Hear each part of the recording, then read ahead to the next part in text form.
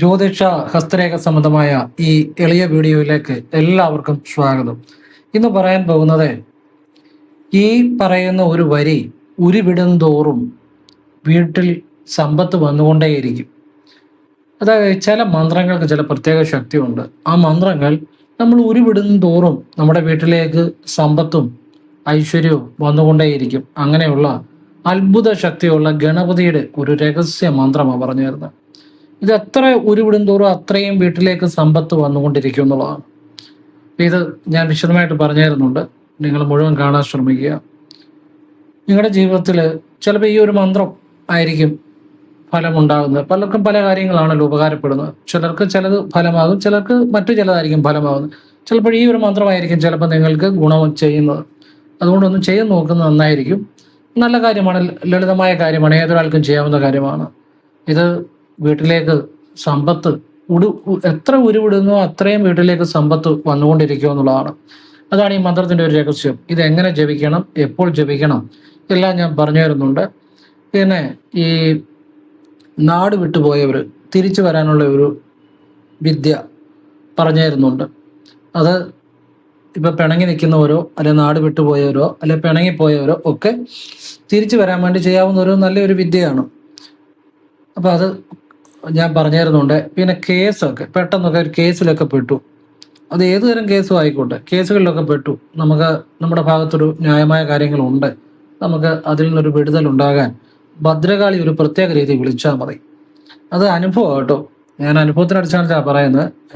ഇന്നും എനിക്ക് വാട്സപ്പിൽ ഒരാൾ മെസ്സേജ് ഇട്ടു, അവർക്കൊരു കേസും കാര്യങ്ങളൊക്കെ ഉണ്ടായി, പെട്ടെന്ന് അതിൽ നിന്നൊക്കെ ഒരു റിക്കവറി ആകാൻ പറ്റി.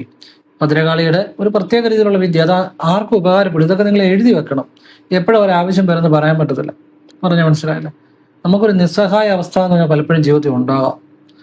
ആ ഒരു അവസ്ഥയിൽ ചില വിദ്യകൾ നമുക്ക് ഉപകരിക്കും. അതുകൊണ്ട് എഴുതി തരണം കേട്ടോ, അതെല്ലാവരും അറിഞ്ഞിരിക്കണം. നമുക്കൊരു ആപത്ത്, ഏത് ആപത്തിൽ നിന്ന് രക്ഷപ്പെടുകയും ചെയ്യാം. പിന്നെ കടം മാറാനുള്ള, ഒരുപാട് വലിയ സമ്പത്തുണ്ടാകാനുള്ള ശിവന്റെ ചില ഈ വരുന്ന ചില പ്രത്യേക ഡേറ്റുകളിൽ ചില കാര്യങ്ങൾ ചെയ്താൽ നല്ലതാണ്. അതും പറയുന്നുണ്ട്. ഇത്തരം കാര്യം എന്ന് പറയുന്നുണ്ട്. ഇതൊക്കെ നിങ്ങൾ കാണാതെ പോയാൽ അല്ലെങ്കിൽ നഷ്ടപ്പെടുത്തിയാൽ നിങ്ങൾക്കൊരു അത്യാവശ്യം വരുമ്പം വേറെ ആരും സഹായിക്കാനില്ല, ഒരു അത്യാവശ്യം വരുമ്പോൾ നിങ്ങൾ തന്നെ വിഷമിക്കും. അതുകൊണ്ട് ഇതൊക്കെ മുഴുവൻ കണ്ടിട്ട് ആവശ്യമുള്ളത് എഴുതി വെക്കുക. നമുക്ക് എപ്പോഴെങ്കിലും ഉപകാരപ്പെടും.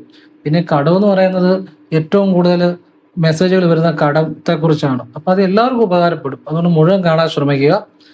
ചില മന്ത്രങ്ങൾക്ക് ചില പ്രത്യേക ശക്തിയുണ്ട്, ചില വഴിപാടുകൾ ചില പ്രത്യേക ശക്തിയുണ്ട്, ചില ദിവസങ്ങളിൽ ചെയ്താൽ പ്രത്യേക ഫലമുണ്ട്. ഇതൊക്കെ അങ്ങനെ ചില കാര്യങ്ങളുണ്ട്. അത് അനുഭവമുള്ള കാര്യങ്ങളാണ് ഞാൻ പറയുന്നത്. അപ്പോൾ എല്ലാവരും ഈശ്വരൻ അനുഗ്രഹിക്കട്ടെ. വിശദമായിട്ട് പറഞ്ഞുതരാം. അതിനു മുമ്പായിട്ട് ഒരു കാര്യം പറയാം. നേരിട്ട് കൺസൾട്ടിങ് ഇല്ല, വാട്സപ്പ് വഴി മാത്രമാണ്. സംഖ്യാ ജ്യോതിഷ, ഹസ്തരേഖ, ഗ്രഹനില, ഇതൊക്കെയാണ് ഞാൻ വിശകലനം ചെയ്യുന്നത്. ചെയ്യാൻ താല്പര്യമുള്ളൊരു വാട്സപ്പ് ഇടുക, ഞാൻ ഫ്രീ ആകുമ്പോൾ റിപ്ലൈ തരും. ചെയ്യുന്ന രീതി പറയും. നല്ല കാര്യങ്ങൾ മാത്രമേ പറയത്തുള്ളൂ. ആ രീതി കേട്ടിട്ട് ആവശ്യമുണ്ട് ചെയ്യുക, അല്ല ചെയ്യാതിരിക്കാം. ക്ഷേത്രത്തിലേക്ക് ചെയ്യാവുന്ന ലളിതമായ കാര്യങ്ങളും നല്ല പ്രാർത്ഥനകളും മാത്രമേ പറയത്തുള്ളൂ. പിന്നെ നമ്മുടെ പ്രയത്നം കൂടെ ഉണ്ടാവണം. അതെല്ലാം കേട്ടിട്ട് ആവശ്യമുണ്ട് ചെയ്യുക, അല്ലെ ചെയ്യാതിരിക്കാം. ഫോൺ വിളിച്ചാൽ കിട്ടത്തില്ല, നേരിട്ട് വന്നാലും നോക്കാൻ സാധിക്കത്തില്ല. കാരണം വാട്സപ്പിലെ വർക്ക് സമയത്തിന് തീരുന്നില്ല. അതുകൊണ്ടാണ്. നിങ്ങൾക്ക് എന്തെങ്കിലും ഒരു അത്യാവശ്യ കാര്യം, ന്യായമായ സത്യസന്ധമായ കാര്യം, ഒരുത്തിനോട് പാര വെക്കുന്ന കാര്യമോ പ്രേമകാര്യമോ ഒന്നും, പ്രേമ വിഷയങ്ങളോ ഒന്നും എന്നോട് ചോദിക്കരുത്. അതൊന്നും ഞാൻ പറയത്തുമില്ല. നിങ്ങൾക്ക് ജീവിക്കാൻ, നിങ്ങൾക്ക് തൊഴിൽ ചെയ്ത് ഉയർച്ച ഉണ്ടാകാൻ, എന്തെങ്കിലും ജീവിതത്തിൽ ഉയർച്ചയ്ക്ക് എന്തെങ്കിലും തടസ്സം ഉണ്ടെങ്കിൽ, ന്യായമായിട്ട് സത്യസന്ധമായിട്ടൊരു പ്രശ്നം, അത്യാവശ്യമായ ഒരു കാര്യം തടസ്സം ഉണ്ടെങ്കിൽ വാട്സപ്പിൽ ചുരുക്കി ചെറിയൊരു വോയിസ് ആയിട്ട് ഇട്ടാൽ എനിക്കറിയാവുന്ന നല്ല കാര്യം ഞാൻ പറഞ്ഞുതരും കേട്ടോ. അത് പറഞ്ഞു തരുന്ന ആത്മാർത്ഥമായിട്ടേ പറഞ്ഞു തരത്തുള്ളൂ. അങ്ങനെ പറഞ്ഞു തരുന്നതിന് ഫീസൊന്നുമില്ല. ഒരു കാര്യം അത്യാവശ്യമുള്ള ചോദിക്കാം. വലിയ കഥയായിട്ടോ കുറേ വോയിസ് ആയിട്ട് ഇട്ടാൽ ഞാൻ നോക്കത്തില്ല കേട്ടോ. ചെറിയൊരു വോയിസ് ആയിട്ട് ഉള്ള കാര്യം പറയാം. ഒരുപാട് ഈ കഥ പോലെ പറയരുത്. ജസ്റ്റ് നമ്മുടെ ആവശ്യം പറയുക, അത്രയും മതി. അപ്പോൾ എല്ലാവരും ഈശ്വരൻ അനുഗ്രഹിക്കട്ടെ. ഓം കൃഷ്ണായ നമ. ശിവോഹം. ഓം നർപ്പവി. ഞാനെല്ലാം വിശദമായിട്ട് പറഞ്ഞുതരാം. ഇന്ന് പറയാൻ പോകുന്ന ആ രഹസ്യ മന്ത്രം, അതായത് നമ്മൾ രാവിലെ കിടക്കപ്പായിരുന്ന് നമ്മൾ ചൊല്ലുന്ന പ്രാർത്ഥനകളെല്ലാം ചൊല്ലിക്കഴിഞ്ഞ് നമ്മൾ എഴുന്നേറ്റ് കഴിഞ്ഞ് നമ്മൾ കയ്യും കാലും മുഖം ഒന്ന് നനച്ചിട്ടോ അല്ലെങ്കിൽ കുളിച്ചിട്ടോ വെളിയിലിറങ്ങി നമ്മൾ ഒന്നുകിൽ കുളിമുറിയിൽ നിന്ന് ചെയ്യുവാണെങ്കിൽ ഇടത്തുകാല് വെച്ച് കുളിമുറിയിലോട്ട് കയറണം.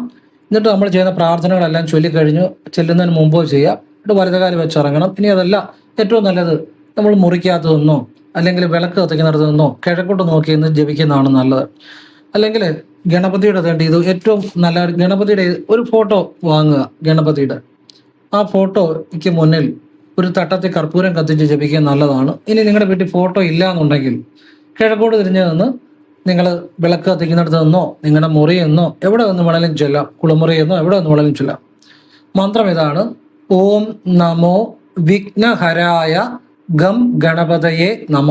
ഇതാണ് മന്ത്രം. വീഡിയോയുടെ താഴെ ഡിസ്ക്രിപ്ഷൻ ബോക്സിൽ ഞാൻ ഈ മന്ത്രം എഴുതിയിടാം. ഈ മന്ത്രം എത്രയും ജപിക്കാവോ വാഗൊണ്ട് ജപിക്കണം. അത്രയും നിങ്ങളുടെ തടസ്സങ്ങൾ മാറിക്കിട്ടും. നിങ്ങളുടെ വീട്ടിലേക്ക് സമ്പത്ത് വരും, വന്നുകൊണ്ടേയിരിക്കും. പക്ഷെ വിശ്വാസത്തോടെ ചെയ്യണം. ഒരു ദിവസം ചെയ്താൽ പിറ്റേ ദിവസം പൈസ വരുമെന്നല്ല ഞാൻ പറയുന്നത്. നിങ്ങൾ വിശ്വാസത്തോടെ ദിവസവും ചെയ്താൽ നിങ്ങളുടെ ജീവിതത്തിൽ ക്രമേണ മാറ്റങ്ങൾ ഉണ്ടായി എല്ലാ തടസ്സങ്ങളും മാറുവാനും ഏത് കാര്യത്തിൽ വിജയമുണ്ടാകാനും സമ്പത്ത് വന്നുകൊണ്ടിരിക്കാനും ഉപകരിക്കും എന്നുള്ളതാണ്. കാരണം ഈ മന്ത്രത്തിന് ഒരു അത്ഭുത ശക്തിയുള്ള മന്ത്രമാണ്. ഈ മന്ത്രത്തിന് അത്ഭുതകരമായ ശക്തിയുണ്ട്. നമ്മുടെ തടസ്സങ്ങളെ മാറ്റാൻ, കഷ്ടകാലങ്ങളെ മാറ്റാൻ ഒക്കെ ഈ ഗണപതി മന്ത്രത്തിന് അത്ഭുതകരമായ ശക്തിയുള്ള ഒരു മന്ത്രമാണ്. ഓം നമോ വിഘ്നഹരായ ഗം ഗണപതയെ നമ. ഇത് രാവിലെ കിഴക്കോട്ട് തിരിഞ്ഞ് എത്രയും ജപിക്കാവുന്നോ അത്രയും ജപിക്കുക. പിന്നെ വേണമെങ്കിൽ വൈകിട്ടും ജപിക്കാം, ഒരു കുഴപ്പമില്ല. നിത്യേന ജപിക്കാം. ഇത് ആർക്കും ജപിക്കാം. നിങ്ങളുടെ ജീവിതത്തിലെ പ്രതിബന്ധങ്ങൾ ഓരോന്നോരോന്നായിട്ട് മാറാൻ തുടങ്ങും. അപ്പം ഗണപതിയുടെ മന്ത്രത്തിന് ചില ശക്തികളുണ്ട്. അതായത് എത്രയോ ആളുകളുടെ ഗ്രഹനില പരിശോധിക്കുമ്പോൾ ഈ കേതു ചില പൊസിഷനൊക്കെ നിന്ന് കഴിഞ്ഞാൽ അവർക്ക് വലിയ പാടാണ്, പല പല തടസ്സങ്ങളായിരിക്കും. അപ്പോൾ അത് കേതു എന്ന് പറഞ്ഞാൽ പുകമറ സൃഷ്ടിക്കുന്ന ഒരു ഗ്രഹമാണ്. അപ്പം ഇതിൻ്റെ കാരണം കണ്ടെത്താൻ ബുദ്ധിമുട്ടാണ്. കേതു പല രീതിയിൽ പല പൊസിഷനിൽ നിന്നാൽ ഞാൻ എത്രയോ ആളുകളുടെ ഗ്രഹനിലയിൽ കണ്ടിരിക്കുന്നു. ഇപ്പോൾ വെറുതെ നല്ല ഒരു ഉദാഹരണം പറയാം. ഒരാളുടെ ജാതകത്തിൽ ഇപ്പോൾ ലഗ്നാൽ 7 കേതു നിൽക്കുകയാണ്. ഇപ്പൊ ലഗ്നം ഏതാണ്, ആ ലഗ്ന 7ാം ഭാവാധിപൻ അവിടെ നിൽക്കുന്നതാണ്. അതെല്ലാം അനുസരിച്ചായിരിക്കും ഫലം വരുന്നതെങ്കിലും പൊതുവെ പറയുക. ഇപ്പൊ 7 കേതു നിന്ന് കഴിഞ്ഞാൽ ദാമ്പത്യപരമായിട്ട് ഒരു ഐക്യത്തിനൊക്കെ ചിലപ്പോൾ തടസ്സം വരാം. അത് പ്രത്യേകിച്ച് കാരണമൊന്നും വേണ്ട. ചില ഭാര്യയും ഭർത്താവ് എപ്പോഴും ഒരു അഭിപ്രായ വ്യത്യാസങ്ങൾ ഉണ്ടാകാൻ സാധ്യത കൂടുതലാണ്. നിർബന്ധമില്ല. മറ്റു ഗ്രഹങ്ങളുടെ പൊസിഷനും ഭാവാധിപൻ അവിടെ നിൽക്കുന്നു, അതിന്റെ ബലമെല്ലാം നോക്കിയായിരിക്കും നമ്മൾ നിഗമനത്തിലേക്ക് എത്തുന്നത്, സാമാന്യമായിട്ട് പറഞ്ഞാൽ. പിന്നെ അതുപോലെ തന്നെ പാർട്ണർഷിപ്പ് ബിസിനസ്സുകൾ, അതിൽ അപ്രതീക്ഷിതമായ തകർച്ചകൾ ഉണ്ടാകാം. പിന്നെ ചിലർക്ക് ഞാൻ കണ്ടിട്ടുണ്ട് 2ൽ കേതു നിൽക്കുന്നവരെ സാമ്പത്തികമായിട്ട് പെട്ടെന്നൊരു തകർച്ച ഉണ്ടാകുന്നവരെ കണ്ടിട്ടുണ്ട്. കേതു ഗുളിക യോഗമുള്ളവർ 2ൽ കണ്ടിട്ടുണ്ട്. 2 കേതു തന്നെ ഉള്ളവർക്കും സാമ്പത്തികപരമായ പല പ്രതിസന്ധികളും ഉണ്ടാകുന്നതായിട്ട് കണ്ടിട്ടുണ്ട്. അപ്പൊ ഇതിനൊന്നൊരു കാരണം പെട്ടെന്ന് കണ്ടെത്താൻ പറ്റത്തില്ല. അതിന് ഏക വഴി, ഞാൻ ചെയ്യുന്ന ഒരു വഴി, ഗണപതിക്ക് ചില കാര്യങ്ങൾ ചെയ്യാൻ പറയും. അത് വിശ്വാസത്തോടെ ചെയ്തവർക്ക് അതിന്റെ ഗുണം ഉണ്ടാകുന്നുമുണ്ട്. അപ്പം ഗണപതിയാണ് അതിനുള്ളൊരു വഴി. പറഞ്ഞാൽ മനസ്സിലാകുന്നുണ്ടോ? ഗണപതിയാണ് അതിനുള്ള. പക്ഷെ കേതു ഒരു സ്വാത്വിക ഗ്രഹമാണ്. കേതു ഒരു ആത്മീയമായ ഒരു ടച്ചുള്ള ഗ്രഹങ്ങളാണ്. എങ്കിൽ പോലും ചില പ്രതിസന്ധികൾ ഉണ്ടാക്കാറുണ്ട് ഏതൊരു കാര്യത്തിലും. പ്രത്യേകിച്ച് ഗുളികനുമായിട്ടൊക്കെ കേതു യോഗം ചെയ്യുമ്പോഴാണ് കൂടുതൽ പ്രതിസന്ധി ഉണ്ടാകുന്നതായിട്ട് കണ്ടിരിക്കുന്നത്. അപ്പൊ എന്തു തന്നെ ആയാലും നമുക്കതിന് ഗണപതിയാണ് പിടിക്കേണ്ടത്. അപ്പം നമുക്ക് ഈ തീരാത്ത പ്രശ്നങ്ങൾക്ക്, നമുക്കൊരു ഉത്തരമില്ലാത്ത പല പ്രശ്നങ്ങൾക്കും ചിലപ്പോൾ അതിൻ്റെയൊക്കെ പുറയിൽ ഗ്രഹനില പരിശോധിക്കുമ്പോൾ കേതുവിൻ്റെ ചില പൊസിഷനിലെ സ്ഥിതി ഉണ്ടെന്ന് കാണാറുണ്ട്. അപ്പോൾ നമുക്കതിന് ഈ ഉത്തരവില്ലാത്ത ചില പ്രശ്നങ്ങൾക്ക്, എന്ത് ചെയ്തിട്ടും പരിഹാരമില്ലാത്ത ചില പ്രശ്നങ്ങൾക്ക് ഗണപതിയെ പിടിക്കുക എന്നുള്ളതാണ്. എന്ന് വെച്ചാൽ ഗണപതി ഭഗവാനെ അഭയം പ്രാപിക്കുക എന്നുള്ളതാണ്. അപ്പൊ അങ്ങനെയുള്ളൊരു മന്ത്രമാണിത്. ഓം നമോ വിഘ്നഹരായ ഗം ഗണപതയെ നമ. ഇത് എല്ലാവർക്കും ജപിക്കാം. 27 നക്ഷത്രക്കാർക്കും ജപിക്കാം, കുട്ടികൾക്കും പ്രായമുള്ളവർക്കും എല്ലാവർക്കും, എല്ലാവർക്കും എല്ലാ കാര്യത്തിനും എല്ലാവർക്കും ജപിക്കാം. കാരണം ഏത് വിഷയത്തിലും തടസ്സങ്ങൾ മാറും. ഇത് ജപിക്കും തോറും നമ്മുടെ ജീവിതത്തിൽ പോസിറ്റീവായിട്ടുള്ള ഒരു ആ അബൻഡൻസിനെ, സമൃദ്ധിയെ, സമ്പത്തിനെ ദിവസവും അത് ആകർഷിക്കാനുള്ള ശക്തിയുണ്ട്. ഗണപതി ഭഗവാന്റെ ഒരു പവർ എന്ന് പറഞ്ഞു കഴിഞ്ഞാൽ അത് ശരിക്കും പറഞ്ഞാൽ അപാരമായ ശക്തിയാണ് ഗണപതിക്കുള്ളത്. അതുകൊണ്ട് തന്നെയാണ് ഏത് കാര്യം തുടങ്ങുന്നതിന് മുമ്പ് ഗണപതി വിളിക്കുന്നതിൻ്റെ കാര്യം. ഗണപതിയുടെ പ്രീതി ഇല്ലെങ്കിൽ ഏത് കാര്യവും അപൂർണമായി പോകാം. അപ്പം ഗണപതി ഭഗവാന്റെ അനുഗ്രഹം വളരെ അനിവാര്യമാണ്. അപ്പം ഇത് നിങ്ങളെല്ലാം ജീവിതത്തിൽ അത് ഗുണം ചെയ്യട്ടെ എന്ന് പ്രാർത്ഥിക്കുന്നു. ഇനിയും പറയാൻ പോകുന്നത് കടം വീടാൻ വേണ്ടിയുള്ള ചില കാര്യങ്ങളാണ്. ഇപ്പോൾ ഏറ്റവും കൂടുതൽ മെസ്സേജുകൾ വരുന്നത് കടം ആയിട്ടാണ് വാട്സപ്പിൽ മെസ്സേജ് വരുന്നത്. അപ്പോൾ അനുഭവമുള്ള കാര്യങ്ങളെ ഞാൻ പറയത്തുള്ളൂ, നിങ്ങൾക്കറിയാവുള്ളൂ. കടം വീടാൻ വേണ്ടി ഏറ്റവും നല്ല കാര്യം എന്ന് ചോദിച്ചു കഴിഞ്ഞാൽ തിങ്കളാഴ്ച രാവിലെയോ വൈകിട്ടോ, ഇനിയും വൈകിട്ട് സമയമില്ലാത്തൊരു രാവിലെ ചെയ്താൽ മതി. പക്ഷെ വൈകിട്ട് ചെയ്യുന്ന കുറച്ചുകൂടെ ഫലമായിട്ട് കണ്ടിരിക്കുന്നത് ശിവന് നെയ്വിളക്ക് തെളിയിച്ച് പ്രാർത്ഥിക്കുന്നു, അല്ലെ നെയ്യ് സമർപ്പിച്ച് പ്രാർത്ഥിക്കുന്നുവോ പെട്ടെന്ന് സാമ്പത്തികപരമായ പ്രതിസന്ധികൾ മാറുന്നതായിട്ട് കണ്ടിട്ടുണ്ട്. അത് ഒരു കാര്യം. പിന്നെ ഞായറാഴ്ച വൈകിട്ട് ഭഗവാന് നെയ്യഭിഷേകമോ അല്ലെങ്കിൽ നെയ്യോ സമർപ്പിച്ചാലും സാമ്പത്തിക പ്രതിസന്ധികൾ മാറിക്കിട്ടുന്നതായിട്ട് കണ്ടിട്ടുണ്ട്. ഇതൊക്കെ സാധിക്കുന്ന പോലെ ആവർത്തിക്കണം, ഒരു തവണ തന്നെ ചെയ്തിട്ട് കാര്യമില്ല. പിന്നെ നമുക്കത് വിശ്വാസം ഉണ്ടാകണം. പിന്നെ നമ്മൾ കൂടെ പ്രയത്നിക്കണം. ഈശ്വരൻ നമുക്ക് തരുന്ന അവസരങ്ങൾ പ്രയോജനപ്പെടുത്തണം, നമ്മുടെ പ്രയത്നം കൂടെ ഉണ്ടാവണം. പിന്നെ ഇപ്പം 2 കാര്യമായി. തിങ്കളാഴ്ച വൈകിട്ട് നെയ്യല്ലേ നെയ്വിളക്ക്, ഞായറാഴ്ച വൈകിട്ട് നെയ്യല്ലേ നെയ്യഭിഷേകം. പിന്നെ പ്രദോഷം മാസത്തിൽ 2 പ്രദോഷം വരുമല്ലോ. ഈ പ്രദോഷത്തിനൊന്ന് വൈകിട്ട് നെയ്യഭിഷേകം ശിവന് ചെയ്യുകയാണെങ്കിൽ പെട്ടെന്ന് സാമ്പത്തിക അഭിവൃദ്ധി ഉണ്ടാവും. അങ്ങനെ അഭിവൃദ്ധി ഉണ്ടായവരുണ്ട് കേട്ടോ, വലിയ സാമ്പത്തിക അഭിവൃദ്ധി. ഈ നെയ്യഭിഷേകത്തിന് നിങ്ങൾക്ക് സാമ്പത്തികമില്ലേ, നെയ്യ് സമർപ്പിച്ചാലും മതി, പെട്ടെന്ന് സാമ്പത്തിക അഭിവൃദ്ധി ഉണ്ടാകുന്നതായിട്ട് കണ്ടിട്ടുണ്ട്. എന്ത് തൊഴിലും ചെയ്തിട്ടും രക്ഷപ്പെടാത്തവരും അങ്ങനെ ചെയ്ത്, പക്ഷെ ഭഗവാനെ വിശ്വസിക്കണം, പിന്നെ നിങ്ങളുടെ പ്രയത്നിക്കണം. അതുകൂടെ ആകുമ്പോൾ അങ്ങനെ നല്ല നിലയിൽ രക്ഷപ്പെട്ട ഒരുപാട് ആളുകളുണ്ട്. ഇത് ഒരുപാട് പ്രയോജനം ലഭിക്കുന്ന നല്ല കാര്യമാണ്, ഒരുപാട് അനുഭവങ്ങളുള്ള കാര്യമാണ്. ഇനി നിങ്ങൾക്ക് ഞാനൊരു നല്ല കാര്യം പറഞ്ഞുതരാം. ഈ വരുന്ന ജൂലൈ 26-ാം തീയതി 2026 ജൂലൈ 26-ാം തീയതി ഞായറാഴ്ചയും പ്രദോഷവും കൂടെ ചേർന്ന് വരിക, രവി പ്രദോഷം എന്ന് പറയും. അന്ന് നിങ്ങൾ പറ്റുകയാണെങ്കിൽ ശിവക്ഷേത്രത്തിൽ പോവുക, വൈകിട്ട് നെയ്യഭിഷേകം പറ്റുന്നവർ ചെയ്യുക, അല്ലെ നെയ്വിളക്ക് സമർപ്പിക്കുക, അല്ലെ നെയ്യ് സമർപ്പിക്കുക, സാമ്പത്തികം ആവശ്യപ്പെടുക, കരഞ്ഞ് മനസ്സുകൊണ്ട് പ്രാർത്ഥിക്കുക. നിങ്ങൾക്ക് ജീവിതത്തിൽ ഒരുപാട് ഭഗവാന്റെ അനുഗ്രഹങ്ങൾ ഉണ്ടാകും. ഈ ഞായറാഴ്ചയും പ്രദോഷവും കൂടെ വന്നു കഴിഞ്ഞാൽ നമുക്ക് പിതൃപ്രീതി ഉണ്ടാകും, ശിവപ്രീതി ഉണ്ടാകും, സാമ്പത്തികപരമായ സമൃദ്ധി ഉണ്ടാകും.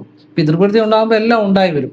പിന്നെ നമുക്ക് ഈ പ്രശസ്തി ഉണ്ടാകാൻ, ഇപ്പം രാഷ്ട്രീയക്കാര്, സിനിമാക്കാര്, അല്ലെങ്കിൽ പ്രശസ്തി സമൂഹത്തിൽ ഒരു സ്ഥാനമാനം ആഗ്രഹിക്കുന്നവർക്കും പെട്ടെന്ന് അത് കിട്ടുമെന്നുള്ളതാണ്. അതിനുള്ള മാർഗങ്ങൾ തെളിഞ്ഞു വരുമെന്നുള്ളതാണ്.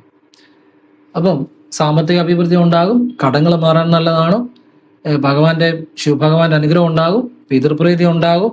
പിതൃപ്രീതി ഉണ്ടാകുമ്പോൾ തന്നെ എല്ലാം ജീവിതത്തിൽ വന്നു ചേരും. പിന്നെ പേര്, പ്രശസ്തി, സമൂഹത്തിൽ മാന്യത, ഇതൊക്കെ ഈ ഞായറാഴ്ച, അതായത് ഞായറാഴ്ചയും പ്രദോഷവും ചേർന്ന് വരുന്ന ദിവസം വൈകുന്ന പാട് ശിവനടയിൽ പോയി ഭഗവാനെ പ്രാർത്ഥിച്ച് ഫലമുണ്ടാകും എന്നുള്ളതാണ്. ശിവനെ പ്രാർത്ഥിക്കുമ്പോൾ എപ്പോഴും അതിനു മുമ്പ് പാർവ്വതീയെ പ്രാർത്ഥിക്കണം, അമ്മയ്ക്ക് ഒരു പിൻവിളക്ക് രസീത് വെക്കണം.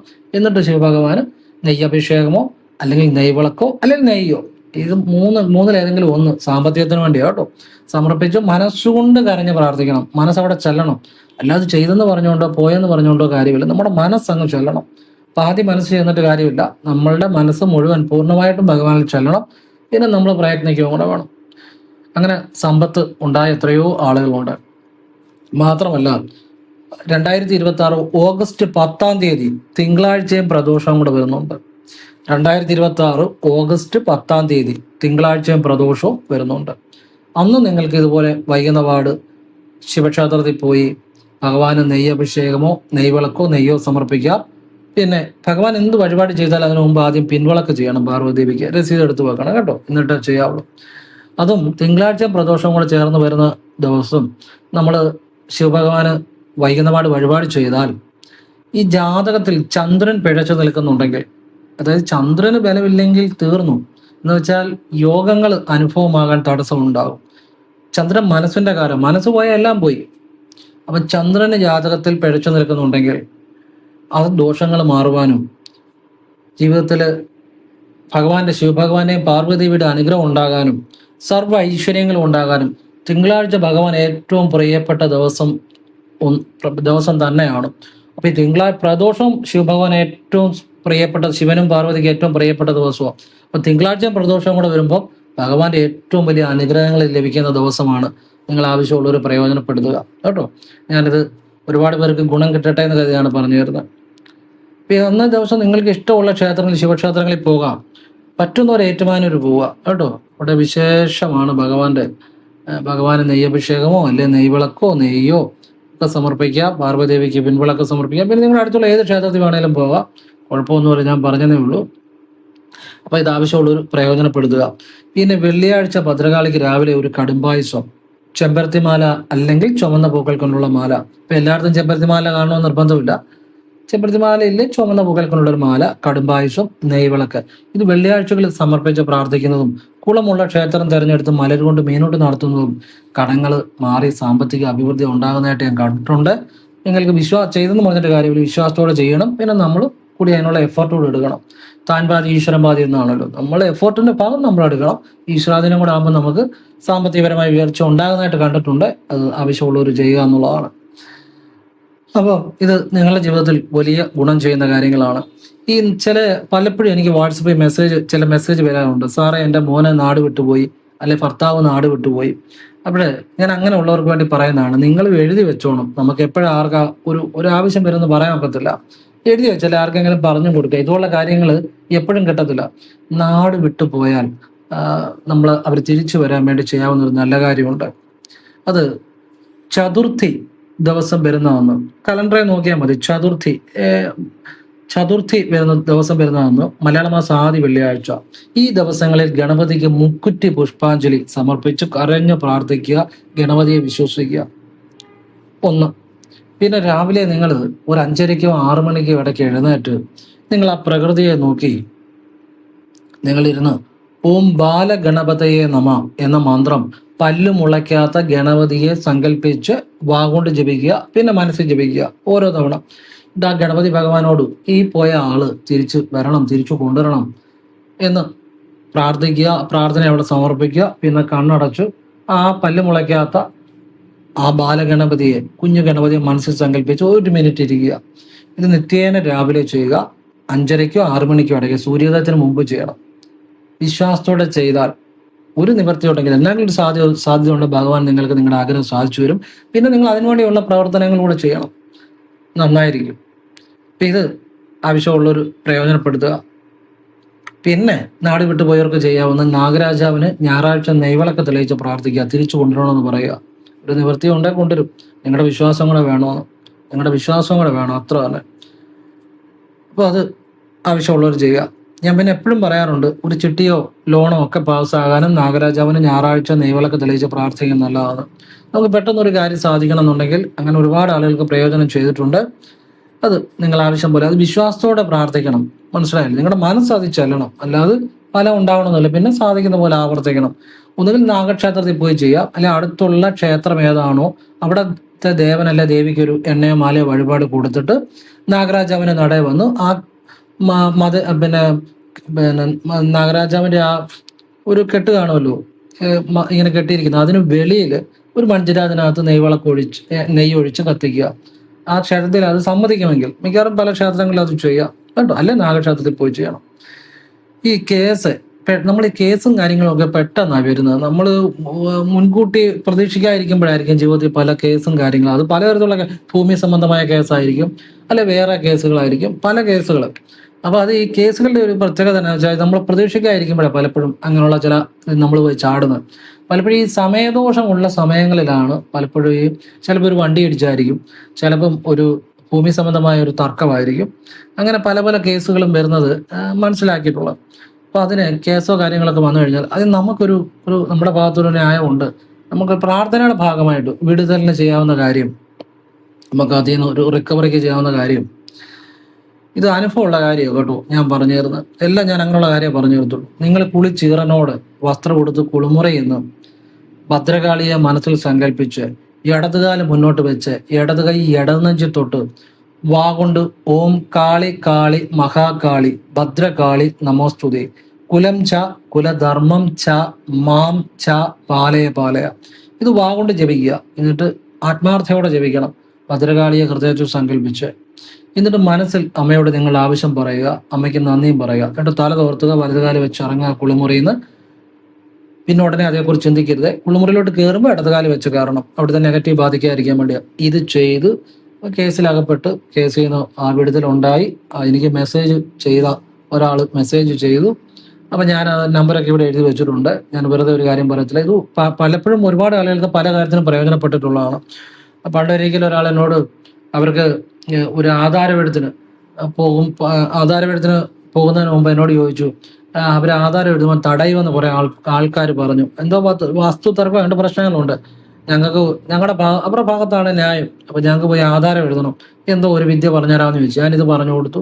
അവരിത് ചെയ്തിട്ട് ആധാരം എഴുതുന്നിടത്ത് പോയി അവിടെ വെച്ചും ചെയ്തെന്ന് പറഞ്ഞു കേട്ടോ. കുളിമുറി വെച്ചും ചെയ്തു. പിന്നെ അവിടെ വെച്ചും അവർ പ്രാർത്ഥിച്ചെന്ന് പറഞ്ഞു. ഇങ്ങനെ ഇടത് കാലം മുന്നോട്ട് വെച്ച് ഇടത് ഇടം ചെയ്തിട്ട് പ്രാർത്ഥിച്ചെന്ന് പറഞ്ഞു. കുളിമുറിയിൽ നിന്ന് ചെയ്താൽ തന്നെ ഫലമാണ്. അതും ചെയ്തു. അവിടെ നിന്ന് പോയിട്ടും ചെയ്തെന്ന് പറഞ്ഞു. തടയുമെന്ന് പറഞ്ഞതോ പ്രശ്നം ഉണ്ടാക്കുമെന്ന് പറഞ്ഞവരോ ആ 7 അയൽപക്കത്ത് പോലും വന്നില്ല. അന്ന് ഞാൻ വീഡിയോയിൽ ഇത് വർഷങ്ങൾക്ക് മുമ്പ് പറഞ്ഞിട്ടുള്ള കാര്യം.